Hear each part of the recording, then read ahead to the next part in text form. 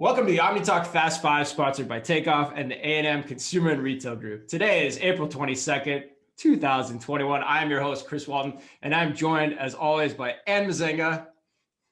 Oh, man. What is happening today? This is going to be crazy. This is going to be such a good show. And it's her swan song, everyone. ETI, Emma the Intern. Emma, how are you? Emotional day? How are you feeling? Yeah, I'm it's sad and very happy at the same time. Yeah, and our little intern, little Emma the Intern's all grows up. I mean, oh my gosh, I'm a wash with emotions. I'm a gape with what's the word? I have so much going on, so much running through my head. How are you feeling? I mean, talk about like a leap out, Emma. I just want to take this time, first of all, to say thank you. Emma has been such a great contributor to everything we've been doing at Omni Talk for the last year plus that she's been a part of the team. And I mean, I think it's just, you should be really proud, Emma, of the position that you got and that you're going to this new company. Like, it's a big deal. Yeah, where are you going? Yeah, tell the audience. All right, I'm going to Flywheel Digital out of their Baltimore office, and they are kind of an e-commerce agency that helps big companies perform as well as they can on Amazon. You're gonna move to Baltimore, right? What's the nickname? I don't know the nickname for. Is it like B-Town or like what do people call Baltimore? Charm City is what I'm seeing a lot. Charm City. You're going to Charm City. Charm City. Well, Emma, we are not going to let you off the hook easily. And so everyone listening is going to have to indulge us for a little bit here in the beginning because we have to send Emma the Intern off in the right way. And you created some special things here I'm noticing on video. And if anyone's only listening to the podcast, you may want to head to OmniTalk to check out this video because, and what have you created for today? Well, those of you who are watching this live will see that we are taking it back to 1998, the year that our dear Emma the Intern was born. And in doing so, have decided to post Chris and my photos from that year, 1998. And we've got a little bit of some time capsule stuff to celebrate the year that our dear Emma the Intern. Yeah, if you're watching, it's a baby picture of Emma. I think it's me literally on my 21st birthday because that's the year I turned 21. And then Ann's rocking. Ann's got an Abercrombie and Fitch logo going. And when was the last time you bought something from Abercrombie and Fitch? Like, honestly, I cannot tell you, but I was rocking Abercrombie and Fitch so hard. If you'll notice the hemp necklace, and if anybody has watched Pen 15, the show on Amazon that basically takes place during this year that we're talking about right now, you'll notice the like 2 strands of hair dangling down, the greaseball hair, like definition of this year, teenage dirtbag. I would not let my children hang out with this person in the photo. That person. What about the person in my the frosted tip? Those are some frosted tips I got going on, man. Who did you have those done, or did you do them yourself? Oh yeah, no, those were done professionally. That was Sunnin. I had the cap on, and they pulled it through the cap. And like all that stuff. Yeah, Ashley, that was her name, Ashley, at the Stanford Shopping Center. She would. So it was like a legit salon. Yeah, this is not like some girl in your dorm room at Stanford who's like doing the cap. Okay, no, that was for painting my townels. But anyway, we digress. We digress. Right. Yeah, because that was a trend back then. Painted toenails and Tevas on dudes. Yeah. Anyway, no more. It's not worth spending any more time on that. But signature part of the show. You normally do How Millennial Are You? When Carter Jensen left last year to take his job at General Mills, we did How Gen X Are You, Emma? So we're going to do the same thing with you. And all the questions have to do with the year of your birth, 1998. So are you ready? I think so. Yeah, you're not. This is going to be an ultimate fail. All right, first question. Which of these songs topped the Billboard charts in 1988? Truly, Madly, Deeply by Savage Garden, or Kiss from a Rose by Seal? Ooh. Have you heard either of those songs? You need us to sing them. I wanna bathe with you in the Yeah. sea. Yeah, that's pretty much any idea, Emma? Any idea? You got a 50-50 shot here. The first one. Ah, yes, of course. Yes. Truly, that was the deeply. one Chris was singing, in case you didn't get it from that version of the song. Truly, one of my all-time favorite songs. I love that song. All right, second question. Which movie won the Oscar in the year of your birth, 1998?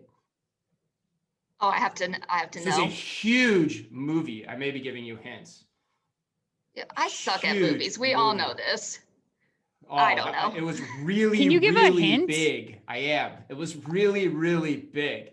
I was like 2 months old. How am I supposed to know? Look at that cute little baby. That cute little baby.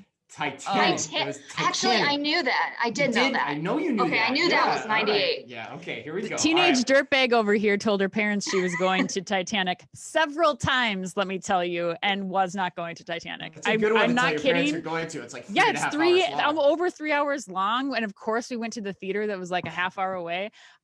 I went to a couple parties on Titanic. So cheers to you. That's a great one too. They're like, what happened to the movie? Oh man, there was this huge shipwreck and like this dude dies and like and she's alive and whatever. I think it was 2000 before I actually saw the movie. Yeah, right. To be honest. Yeah. And you're no better off either. All right, last question. This is awesome. This is so appropriate. Which famous trial took place in 1998? Hint, it may have to do with interns. What? I have no idea. You hate yourself when you don't know this. Famous interns in America: Ross the Intern, Robert De Niro in The Intern, and one really big one that everyone always mentions: Clinton impeachment trial. Woo! All right. Monica Lewinsky. Okay. Yeah. Okay. Monica Lewinsky. Yeah. Okay. 1998. All right. That's you fair. failed miserably, Yeah. Emma. That was pretty terrible. It's a good thing that you're going into the world of digital, where you can use all those fabulous Generation Z skills that you've acquired just through your birth in 1998. And with all that said, and I think we got to get to the show. Yes, let's do it. I don't know if I can take anything seriously looking at those frosted tips, Chris, but let's give it a go. Yeah, neither could most of the women in my life back then. All right, we've got a great show today. In today's Fast Five, we're going to discuss Amazon building hair salons, Taco Bell going full on digital, AiFi's biggest store in the United States, Amazon's new furniture assembly program. But first, we are going to take off, see what I did there, with Lululemon getting into resale. News this week, according to Footwear News, quote, the Vancouver, Canada-based company announced today that it was announced this week that it was piloting its first ever re-commerce program, dubbed Like New, as part of its broader commitment to sustainability and as part of its impact agenda, end quote. So starting next month, it sounds like in California and Texas, people will be able to take part in the trade-in program, and then it plans to expand into more resale opportunities in these markets in June. The retailer Lululemon has about 80 stores in both of these states, so it's going to be fascinating to see how this plays out. Shoppers can opt in to trade in their gently used, opt to trade in to use their gently used, that is really hard to say, Lululemon clothing by mail in exchange for a gift card. I got through that somehow. Holy moly buckets. Holy moly buckets. All right, first question, Emma, we have to do it. Putting you on the spot from A&M. Of course. They wanted to send you off in style, of course. First, they want to say congratulations. They love listening to you. They're sad to see you move on. But their big question here, they're pretty behind this. They think it's a great idea on Lululemon's side. Are you thinking the same thing? And then bigger question for you as a consumer, would you buy reused leggings and Lululemon wears? Will your friends and do you think it makes sense as a consumer model? Yeah, I love this. I totally do. And I think that most people will be willing to buy these secondhand kind of Lululemon items. They get an incredible resale value across all the different kind of resale platforms. But I think what's important to note is that I trust Lululemon to sort through the product that comes back to them and throw out the ones that are really stretched out, have pit stains and whatnot. That's kind of what I've seen people talking about, who wants secondhand gym clothes. But I think the products are super high quality to begin with, so they don't stretch out that much over time. I just trust Lululemon to clean them and put quality products back out there. Yeah, I love this. I think this is a huge step forward and good for them. Have you done this already by chance? I mean, you're kind of the Poshmarker, you're kind of up to speed on everything that's going on in this market. Have you ever tried to resell this yourself or, purchase any of it yourself already? I have sold Lululemon leggings on Poshmark and I've bought used ones on Poshmark and new ones on eBay for a discount. So I'm all over this. You save $30 to $40. And I mean, usually things are in really good condition. And you're probably getting a good capture on the resale too. I think. I know. Yeah. Anne, what's your experience there? Have you done any of this stuff? What are you thinking here? Are you loving this? You know, gym equipment and gear better than anyone on this podcast. What's your take? Well, so I got this story sent to me from one of our listeners at Lululemon, and she and I have been talking about them getting into resale for over a year. I'm like, when are you guys getting into the market? Like Emma said, I wear a lot of it. I'm a Lululemon ambassador person, so I go through a lot of this. And so yeah, you get to having these items that you're just not wearing anymore. I've sold things that are original. Like I just sold, for example, my first top that I ever bought at Lululemon for $35 on Poshmark. That thing is at least 12 years old. And I just sold it for $30. And I mean, I think you say what condition it's in and everything, but people are still willing to pay for that name. I think it's a great idea on Lululemon's behalf. It allows them to get credit for being part of the circular economy. It allows them to get a profit if they want. Right now, they're donating that to more sustainable measures. Yeah, that was crazy. They said 100% of the profits are going to be reinvested into their sustainability efforts. That's a key piece of that story. I'm glad you brought that up. Yes, but I think that, we heard from Nike, they're doing a refurbishment program similar to this. I think there's just going to be a waterfall now of brands who are starting to get into the circular economy, as not only the Gen Z and millennial groups are buying resale, but I think it's going to become more ubiquitous as we kind of go through the next couple of years. I know I've certainly increased my resale purchasing within the last 2 years for sure. Okay, so resolutely, you both love this. I think that's what it sounds like.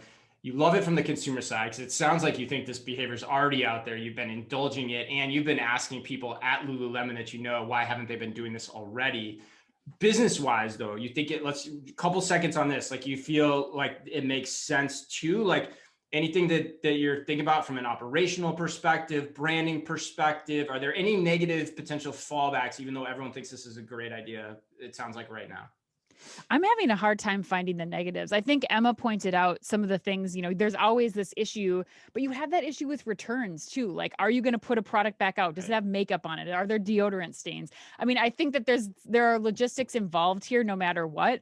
But I think that the brand themselves owning this entire market, this whole circular market of the products makes so much sense. I think it's a brilliant test for sure. Emma, any negative externalities to this that we're not thinking about or talking about? I've got one watch out, but I'm curious. What do you guys think? Emma? I'm kind of still I'm on the same page as Anne. Like, it's a lot more work to bring in this product, make sure you can actually sell it and be reputable for your sale. But yeah, otherwise I think that it's great. Yeah, I feel the same way. I mean, I think if you're already seeing this consumer behavior, people want to do it. So if they're wanting to do it and you're the brand, why wouldn't you try to capture this? I also love that they're saying they're going to funnel 100% of the profits into other sustainability initiatives, because then you're just saying, like, I'm running this as a marketing handle. As long as it doesn't lose money, I'm going to keep doing it. I think the key for me, though, is the how you do this. Like, I would say, and I think this is true with anything, you can try to throw the whole kit and caboodle, the kitchen sink at everything. I would still be looking at how do you do this very digitally forward first and create that interaction, because that's what you guys have been talking about. I'd be leery of the getting into the situation where you're returning to store and then there's a section in the store that's no way all this stuff. So you agree, don't ever go that way. Completely disagree. Wow, you disagree. Oh, vehemently. I think you're gonna downsell your brand.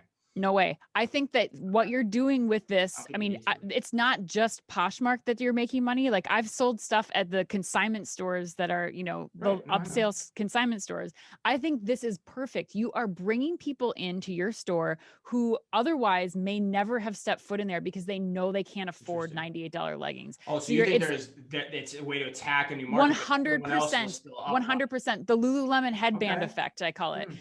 Where you can buy the $20 headband just to have a piece of the brand. I think this is brilliant. You will get me in there to see what you have in consignment, and I might pick up a t-shirt, and then I might pick up leggings, or I might save up for a special occasion purchase. I completely have to disagree with that. Okay, I think it's a really good point. I hadn't thought about that. Now let me ask you this though, pointedly.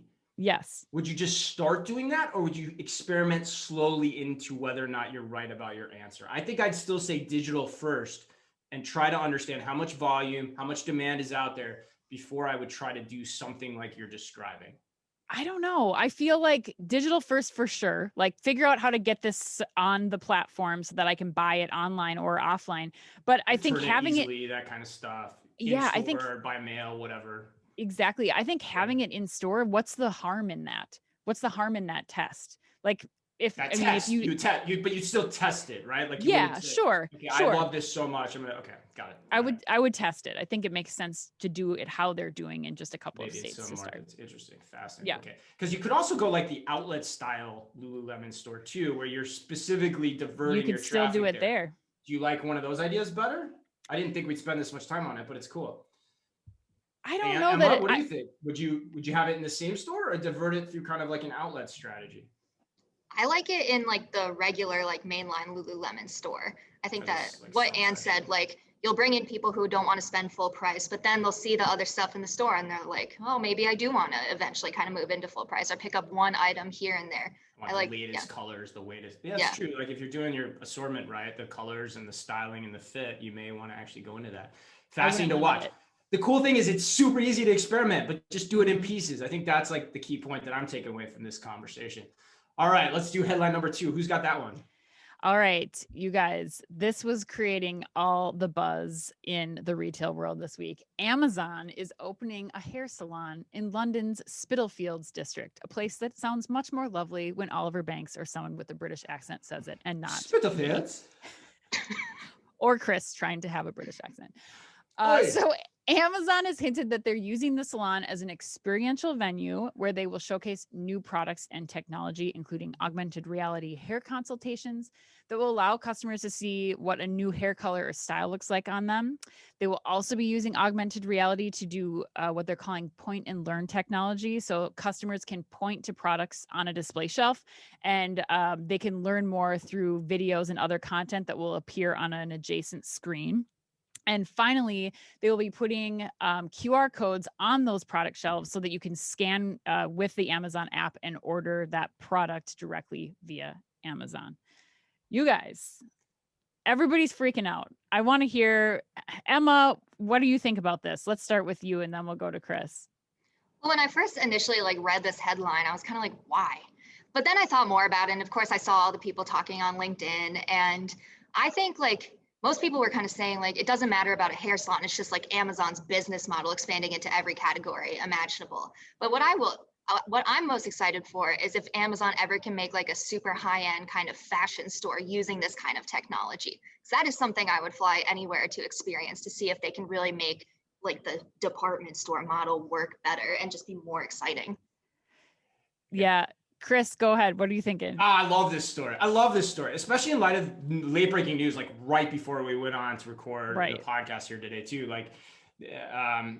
There's rumors now that Amazon is going to go do full scale Amazon Go grocery with the just walk out technology. Bloomberg's reporting that today. So I think you got to put that in context. But I love this story. I don't think it has anything to do with hair care at all. I think it has to do with tech and foundational tech. Now, one point, the beauty industry, one that Amazon has not had the ability to penetrate to this point. So there's a lot of money to be had there. So maybe that's a part of it. But I think this is really about the future of in-store experiences and technology. So let's think back to the Amazon Go. People forget the Amazon Go technology likely started from Amazon's bookstores. Remember that? And when was that? I mean, we were looking at that in Store of the Future, 14, 15, 16. Yeah.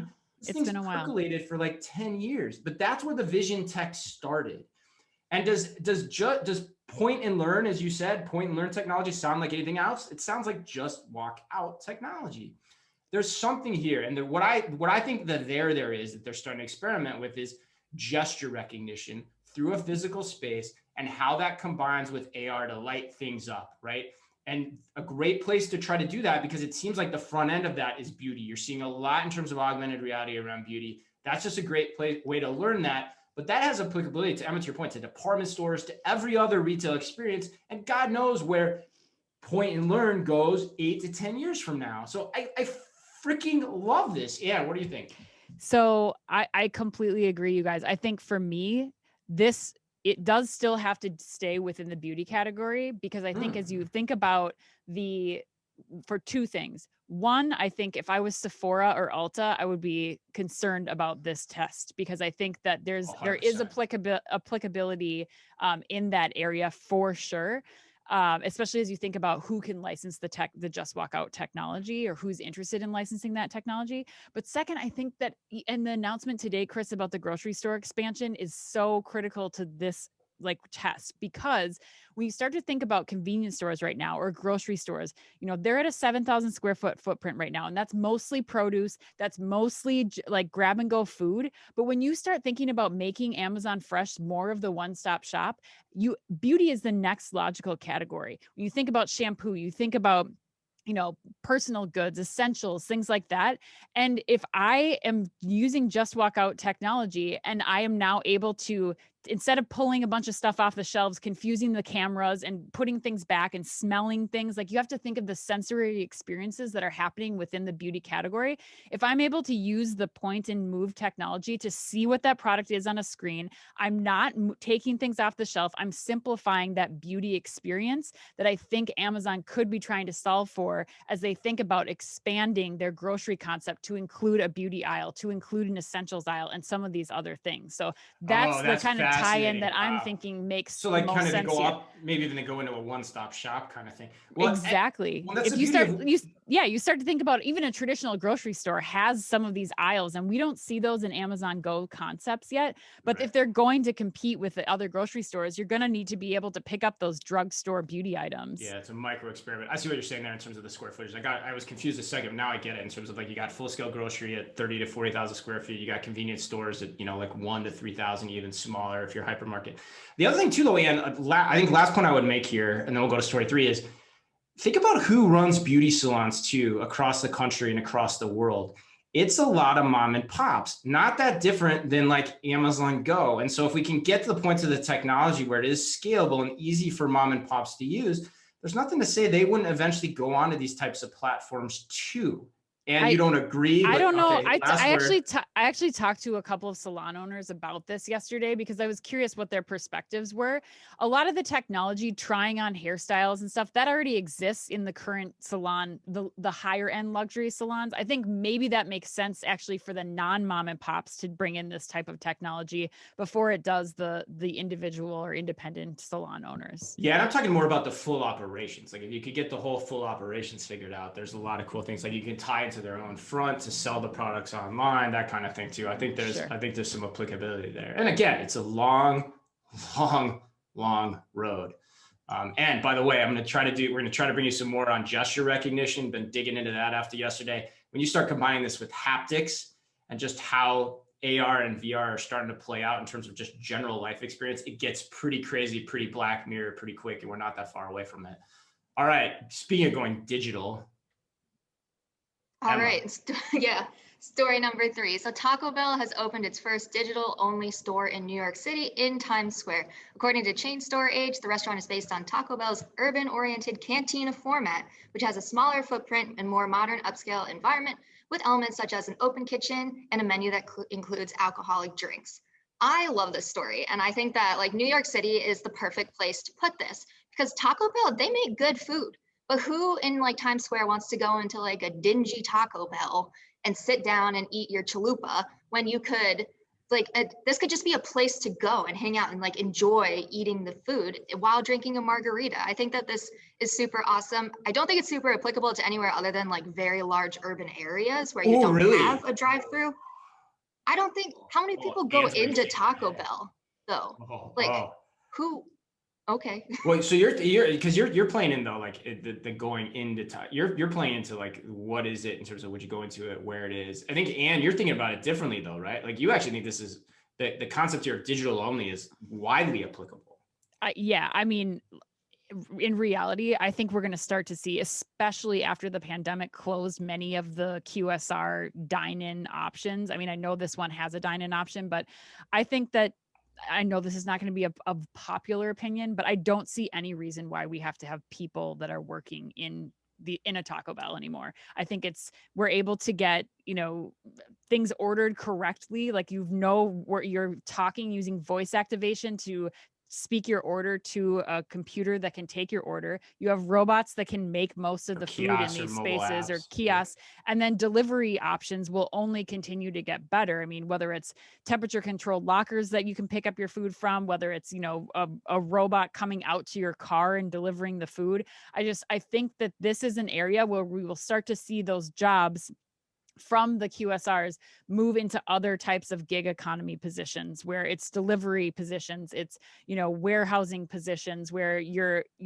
have different warehouses taking shapes, you know, in different places, which we'll talk about in some of the other stories perhaps. But I don't see any reason why the QSRs aren't moving to this format. Economically, it makes more sense. I know that there's the people part of it is hard to say that, but I think that those jobs will move to other categories that pay more, likely too, I would imagine. So yeah, Emma, I want you to respond to that too. I mean, I think I'm coming down on this with Anne. Like, I think there's no reason not to have this in a QSR experience. I mean, I put on social media, and it was pretty well engaged. I said, you put this in the and you and I've been there 1,000 times. You put this in the In-N-Out on the Las Vegas Strip, where I can order ahead and just go get my stuff instead of having to wait. Half the experience is waiting in line. Mm-hmm. Right, at In-N-Out. It takes me longer to probably get my food at In-N-Out than it does to eat it. You know, it goes in and out of me that fast. Like, that's just how it works, right? Like, so like this type of structure makes a ton of sense. And I think it goes back to what we've talked about before. Like, the economy is moving from a pre-purchase world to a post-purchase world, and the jobs are going to develop around it. That's right. What's going to happen. And what scares me though, and I got into some kerfuffles on social media because I was taking a similar position to you, Anne, is this stuff is coming. And, you know, you look 10 years out, I'm sorry, but some of these jobs are gone. And then we had the warehouse story a few weeks ago about how so many more jobs are moving towards fulfillment, but I'm sorry, automation is going to come in there too. And so like those jobs are going to be gone as well. So like, what is it that everyone's doing and how are we preparing for that? And that's part of the conversation that I literally can't read anything about that. I can't even see any, I can't even remember the last day something like that came across my desk or my email inbox. So Emma, what do you think based on what Anne said? I want to clarify. Generational perspective. Yeah, the sit down concept, like an upscale sit down concept, like I think that's really cool for urban areas. But the automated regular Taco Bell anywhere doesn't need people working in it. Like, I agree with that. I went to one in Colorado where you order on like the app, and then they had a separate drive-through line that you just went to one window, got your order because you said you were coming, and didn't have to communicate with a single person. They just like threw it out the window. I think like that makes total sense. And obviously that model should go across the country. But yeah, the sit down concept, I was like, that's kind of cool for a cool urban area. Yeah. You know what movie I watched with my kids recently? It was WALL-E. I had never seen that movie. Holy crap, did that movie know what the hell it was talking about? Like that is some fast A stuff. Go back, rewatch that if you're listening or you haven't seen it yet before, because man, is it really germane to everything we do on a weekly basis. All right, story number 4. I think, Anne, you've got this one, right? I do. So Denver-based Choice Market has opened a checkout-free store powered by AiFi. So this market is 5,000 square feet. It is AiFi's largest U.S. Checkout-free concept that they have launched. And in this experience, guests will be able to scan their Choice mobile app once they enter, pick up their groceries and freshly prepared meals, and then leave the market without a traditional checkout experiences. And the guests receive then, after their purchase, a receipt texted to them or given to them through the app. Now, I fought pretty hard for this story to come into the mix this week, and that's for a few reasons. One, you know, this is the biggest execution we've seen from AiFi. That's a big deal. This space has been heating up for a while, and I think now we're really starting to see the proof in the pudding here. People actually having to put concepts live, not just talking about doing a concept. Or, you know, AiFi is known for doing these smaller container stores, but this is an actual store that they're deploying in the bottom of an apartment building. And that's where I'm really going to call your attention to for this story. So this store was designed specifically for the Golden Triangle neighborhood in Denver. And I think we're seeing this trend in real estate from New York City to Minneapolis, where developers of these buildings, these, you know, big condo buildings, they're getting extra floor area when they put a 5,000 square foot or larger grocery store concept in their space. Now that means the bigger the building they can build, the more money the developer makes. And I think you start to think about if you follow the money, we're going to start to see a lot more of these very small bodega style and bodegas enhanced with technology in the bottoms of our apartment buildings. So people don't have to leave. They can pick up their groceries. They can order from, larger grocery needs from delivery that can be delivered to these spaces too. And I think that we're going to see this smaller, very highly curated neighborhood market space heat up quite a bit. Chris, you have some thoughts on this too, I know. Yeah, no, I mean, I think your points are dead right. That's why I don't understand why Target or Walmart or anybody hasn't gotten off their ass and tried to go after this, because the real important thing, I think, in what you're saying is actually the cost of that still matters for the consumer, right? And the bigger retailers can get scale in purchasing to make great experiences like this that are checkout free and beautiful, like the 20,000 foot hyper format, city Target stores or flex, whatever the hell those things are called now. Those look nice. Like you could create a Target store that is a convenient based thing, like you're talking about, at 5,000 square feet. Like same with Walmart, like take a spin on the neighborhood market, like, and you could give great prices to people. The hard part with the model you're talking about is like, usually you have to pay like this price premium to do it at all those locations, but you get the scale and purchasing power of a Walmart and Target or some other retailer behind you, or like a Dollar General or even something like that. Like your mind can go crazy with this. That's who should goddamn be doing this. And that's the indictment of the fact, like, okay, now Amazon's doing a 30,000 foot grocery store, 30 to 40,000 foot grocery store. And we haven't even seen one of these from any of the big retailers, which just pisses me off to no end. Okay, diatribe over. So that's point number one, because I think you're dead right.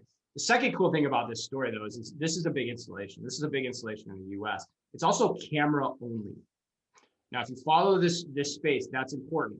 Amazon Go, rumored to be camera only and also sensor fusion, i.e. understanding weight movement on the shelves. A lot of different checkout free companies play in one or the other or both. Or generally, they always have the cameras and then some of them play in the other. You talk to the experts and they actually say, as you scale up, and we've talked to a lot of them, some form of, and in fact, it just happened on our podcast with NVIDIA and AWM, some form of sensor fusion is required, okay, in the shelving. So this is cool, but at what point does it top out? And does it top out is still something you have to keep in mind. The other thing I take from this, watch the video on this. There's a video in terms of the articles that we're breaking with their CEO. That dude seems to know what the hell he's talking about. I was super impressed with him. Mike Fogarty out of Choice Market. So he's one to watch as well. But I don't know, Emma, what do you think? I just went on a huge diatribe there. That was important. Fairly well articulated. But anyway, what do you think, Emma? I don't have much to contribute to this story other than I think Anne is like spot on with capturing the people that live in like a high rise above these things. Like I lived above Dinkytown Target. And do you know where the only place I got anything was from? Dinkytown Target, because I just rode the elevator down, and it would be even better if it was more catered. I mean, it was catered to college kids with pretty much just frozen pizzas and beer. But if I were living somewhere else and they were catered to my new kind of lifestyle and had checkout free technology, I wouldn't go anywhere else. So I think like it's a super brilliant concept. Yeah, actually, it's criminal that Target hasn't even tried this yet. I mean, that shows me a little bit like how there's still spaces for them to go. The other point about this too, Anne, and then I'll get off this high horse. You listen to Mike Fogarty talk about this. He doesn't talk about it, and I think he says it in a different way I haven't heard before. It's not just about redeploying labor or getting rid of the cashier labor. It's about putting them in the other things that matter. And when you start talking about computer vision technology, that's zoning shelves, making sure your presentations are restocked, helping people find what they need. So this isn't necessarily jobs are going away, because he's right. Like that stuff is going to matter even more if you're going to make this stuff work. And yeah, last mile. Like for the people that don't live in the apartment building, being able to curate and listen and get feedback from the people that live in that neighborhood about how to make their neighborhood bodega better. That was kind of cool too, because the whole thing is an app experience. And in that app experience, not only do you get the checkout free scan to get into the store and take whatever you want, you also get all the delivery options and things of that nature, for your neighborhood too, which I thought that was pretty cool. And you're right. People are going to be needed to do that work. Okay, last story. Anne, you said you fought for that last one. I think you gave up your firstborn for this one. But Amazon, story number 5, Amazon in the news again, is planning a new furniture assembly program. I was kind of, I don't know on this, but Anne might have convinced me as we were talking about it. But here's the gist. Amazon is now experimenting with a premium service that allows customers to opt in for furniture assembly and appliance installation as soon as their items are delivered to their home.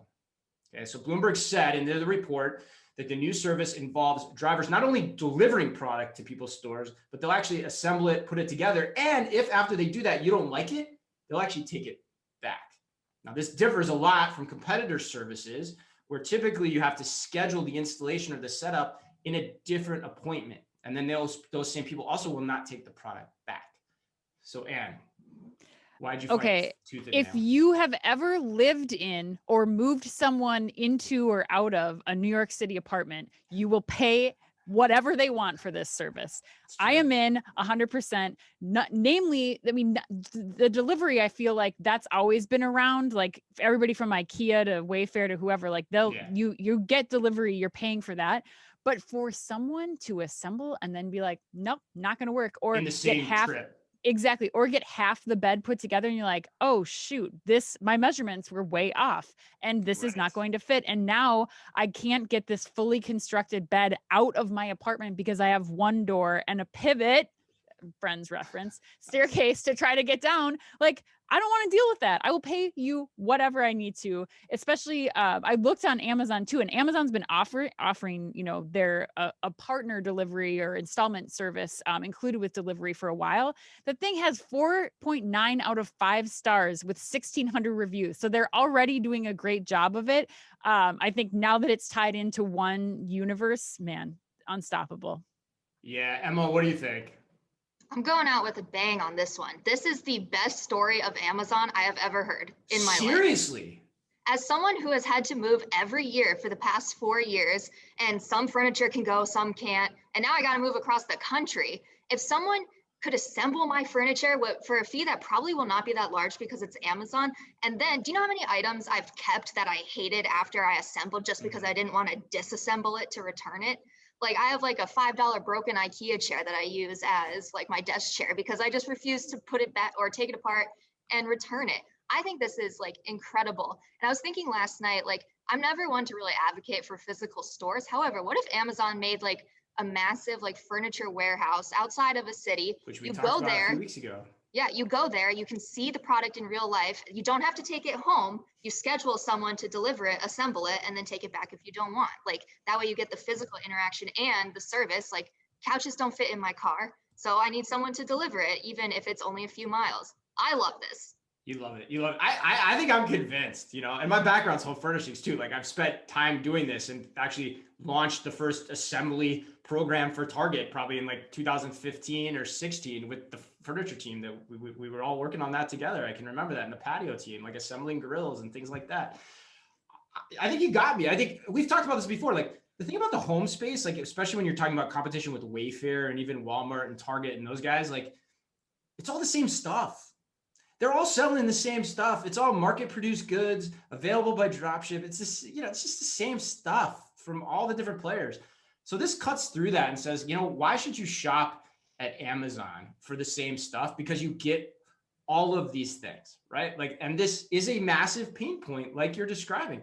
The other thing I wondered about too, and I hadn't thought about this until you and I started talking about this yesterday, like it might actually be cheaper. You're not having to schedule a separate return. The truck's already there. Yeah. How much is your time worth? Like, right?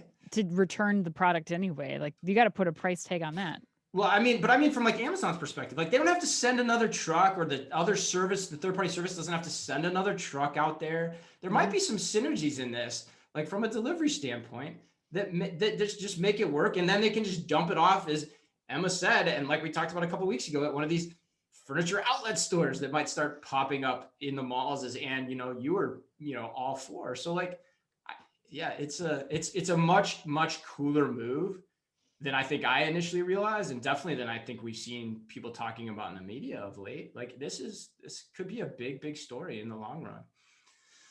All right, well, that wraps us up, getting close here. We're going to have a Clubhouse right after the close of this. We're going to send things over to Clubhouse. Curious, Anne, Emma, which stories, because we're going to start based on what we think here. Which stories do you think we over allocated time to? Which stories do you think we under allocated our time to today? Oh man, that's a toss up. I'm excited to hear from people on Clubhouse about choice market. I think there's going to be a lot of input on just checkout free, and as an extension, I think the news out of Amazon today about the 30,000 square foot Go grocery. Yeah, we might just have to talk about that. Emma, right. Which story do you wish we had talked more about? I could talk about this Amazon furniture thing for like a day. So yeah, that's kind of where I'm wondering we so start. I'm wondering if we start there too. Yeah, it seemed like that was kind of cool. I'm curious if anyone else has any other insights on maybe like why it wouldn't work, because it seemed like we were all resolutely into it, or why it isn't cool. All right, like I said, that closes us up. Happy birthday today to Jack Nicholson. Any guesses how old Jack Nicholson is today? 82. Ooh, good guess, Emma. Emma thought you thought he was. I thought dead, he was right? dead. So. Yeah. Right, okay. Yeah, he's 84. He's 84. That's crazy. Machine Gun Kelly and this one's good. Catherine Mary Stewart from The Last Starfighter. All you Last Starfighter and Lance Guest fans out there. Remember, if you can only read or listen to one retail blog in the business, make it OmniTalk. Our Fast Five podcast is the quickest, fastest rundown of all the week's top news. And our twice weekly newsletter tells you the top 5 things you need to know each day, and also features special content exclusive to us and just for you, all within the preview pane of your inbox. Sign up today at www.omnitalk.blog. Thanks as always for listening in. And please remember to like and leave us a review wherever you happen to listen to your podcast or on YouTube. Also, be sure to head over to Clubhouse at the top of the hour for OmniTalk Overtime to tell us what we got wrong and what we got right. And we will kick it off with more of a discussion around Amazon and its new furniture assembly program. Emma, thanks again for everything you've done for us over the past few years. We are going to miss you dearly. This is your swan song. Enjoy Baltimore. And most importantly, as always, Emma, be careful out there. OmniTalk Fast 5 is brought to you with the help and support of the A&M Consumer and Retail Group. The A&M Consumer and Retail Group is a management consulting firm that tackles the most complex challenges and advances its clients, people, and communities toward their maximum potential. CRG brings the experience, tools, and operator-like pragmatism to help retailers and consumer products companies be on the right side of disruption. And of course, also Takeoff. Takeoff is transforming grocery by empowering grocers to thrive online. The key is micro-fulfillment, small robotic fulfillment centers that can be leveraged at a hyper-local scale. Takeoff also offers a robust software suite so grocers can seamlessly integrate the robotic solution into their existing businesses. To learn more, visit takeoff.com.